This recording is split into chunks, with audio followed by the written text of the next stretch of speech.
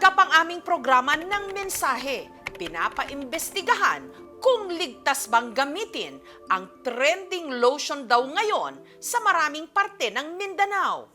Itatanong ko lang po kung ang mga produktong ito ay FDA approved po ba o nasa tamang proseso? Concern lang po ako kasi ang dami nang gumagawa ng ganito. Ang sinasabing lotion, tinitimpla sa balde at planggana. Isinasalin hindi sa sachet o container, kundi sa mga plastic tub. At saka ibinibenta online. Talagang sobrang bisa sa akin, nakakaputi at nakakakinis ng balat. Ang lotion daw na ito ang di umano nagpapaputi sa maraming babae ngayon. Pero safe ba itong gamitin? Kasama sa mga naengganyong gumamit nito, ang magkaibigang sina Aliyah by Malayha at Lams na mga taga Maguindanao at Cotabato City. Bata pa lang daw si Lams, insecure na siya talaga sa kulay ng kanyang balat. May team talaga ako tapos marami akong peklat. Sabi nila kahit gaano kapangit yung tao, kung maputi, gusto ko kasi magpapaputi dahil sa asawa ko. Baka umanap ng iba, marami na akong nagamit pero hindi talaga nag-effect sa skin ko. Hanggang nakita niya sa kanyang timeline ang trending na lotion. May dalawang klase ito, ang bleaching lotion na inirekomenda sa beginners at mixed lotion na pang-maintenance. Kaya sabi ko mag-order ako ng yung malaki. Lahat ng feedback niya magaganda lahat. Ang mixed lotion na bili ni Lam sa halagang 120 pesos. Twice a day niya itong ipinapahid sa kanyang balat. Gabi at saka umaga. Bago ko maligo, magamit ako ng ganyan. Lahat para pantay yung puti ba. At makalipas lang nga ang isang linggo, may nakita na raw siyang mga pagbabago. 7 days pa lang, alis yung lahat ng maitim na peklat. Maraming nagsasabi sa akin, anong ginagamit mo, nagpapagluta ka ba? Sabi ko hindi. Talagang mix lotion lang yung. Natutuwa ako sa pagbabago ng kutis niya, mas lalo siyang gumanda sa paningin ko. Si Aliyah naman, na-conscious sa kanyang umitim na mukha matapos silang mag-outing. Hanggang nakita raw niya ang mixed lotion sa post ng isa niyang kaibigan. Nakita ko yung My Day niya. So nag-comment ako doon. Sabi ko, ano yung post mo? Doon na nag-start na, sabi ko, dalhan mo ako nang itatry ko. 2 beses kada araw din daw kung gamitin ito ni Aliyah. At 1 buwan lang daw na tuloy-tuloy na paggamit nito, may nakita na raw siyang resulta. Marami na rin product, no, pampaputi. Kung saan ka naman talaga hiyang, doon ka. Pero rehistrado ba ito sa FDA o sa Food and Drug Administration? Itatanong ko lang kung ano-ano ang hinahalo nyo sa lotion, ma'am. Dumaan din kaya sa quality control, lalo't hinahalo lang ito sa planggana.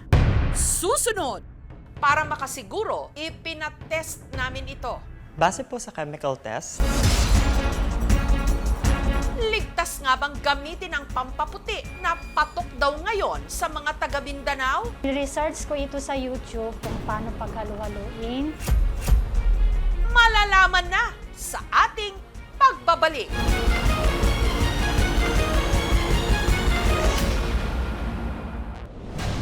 Ang nauuso raw na pampaputi ngayon sa ilang parte ng Mindanao, lotion na tinitimpla ng nakabalde at planggana.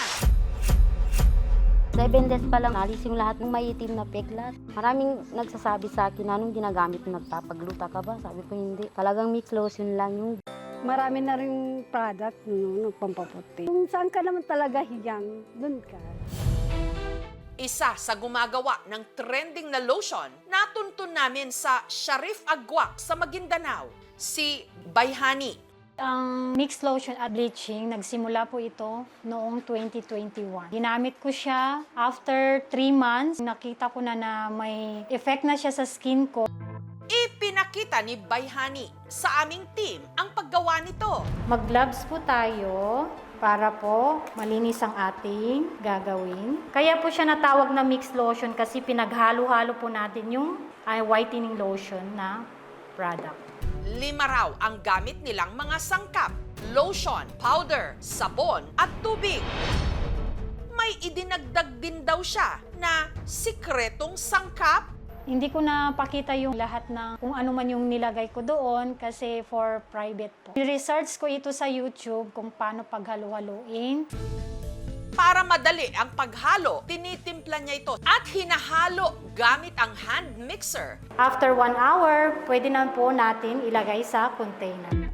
Ang bleaching lotion, mas effective daw kung ipapahid sa balat sa loob ng 1 hanggang 5 oras. Ginagawa ko ng example yung sarili ko kasi ako sensitive skin talaga ako. Dati po talaga akong maitim. Ginamit ko siya, after 3 months, may effect na siya sa skin ko. At dahil umipek sa kanya, ibinenta na nga ito ni Bayhani online. After 3 weeks or 1 month, sinisend nila sa akin kung ano yung pagbabago sa skin nila. Yung sa mixed lotion talaga, may nagsisend talaga sa akin na, wow ma'am, amazing, naalis yung melasma ko, naalis yung stretch mark ko.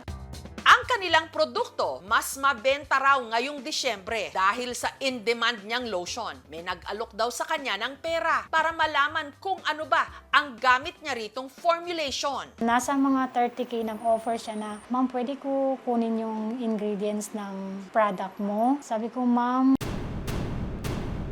hindi po talaga pwede. Kahit bigyan mo pa ako ng ganitong pera, hindi talaga ako papayag. Pero may ibang nababahala kung ligtas ba ang trending lotion. Dapat po naka-gloves po kayo and naka-cover po buhok nyo. Concern ko lang. Hindi natin ma-identify isa-isa yung mga ingredients noon. Kailangan nating i-watch out yung mga delikadong bagay na pwedeng nagkaroon ng sensitive reaction yung ating skin. Kagaya ng pamumula, pangangate. Kapag ka po ito'y na-experience natin, dapat pigilan natin ang paggamit ng produkto dahil kapag ka ating tinuloy pa ito po ay nakakasama. Kaya ipinasuri namin ang chemical composition nito. Base po sa chemical test, wala po siyang mercury or lead, so not detected. Ibig sabihin nun, hindi po tumaas sa normal limit ng detection. Ngunit, hindi po natin masasabi kung siya ay safe. Kasi sa bleaching solutions po, iba-ibang laman nito. Considering sa ating test, hindi po talaga nating malalaman kung siya ay totally okay. Unless na meron po tayong FDA approval at ito po ay nagdaan sa iba't ibang tests para malaman kung ang concentrations ay within the limit na set ng ating universal standards ng World Health Organization at ng FDA. Gayunman, napag-alaman namin na ang ibinibentang lotion ni Bayhani hindi rehistrado sa FDA o sa Food and Drug Administration. Ang high risk po nito is hindi po na suring maigi yung produkto kung ito po ba ay mabuti o may bagay na nakakasama para sa atin. Sa planggana lamang. So pwede po itong mag-cause ng mga contamination, bacterial, fungal, na pwedeng makaapekto sa ating produkto.